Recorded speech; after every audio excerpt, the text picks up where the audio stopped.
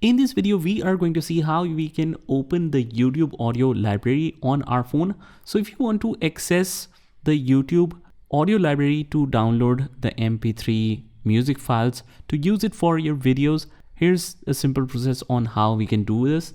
And no, you cannot do it in the YouTube Studio app or the YouTube app. What we need to do is just go onto your favorite browser and just write here studio.youtube.com. Here we are. Just click on this one, but just hold the click, otherwise it will open the application.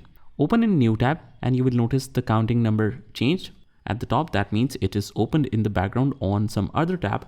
Just open it up and it's either gonna open it directly or it might ask the option to continue with the application or just continue with the YouTube Studio. So you need to click on the continue YouTube Studio or desktop studio.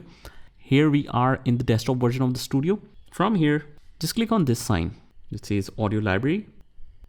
And here we have all the MP3 files. So whenever we want to download any of them, just select that and click on download from here. And that's it. The download has started and it is able to save this as an MP3 file directly on our phone. So that's how you do it.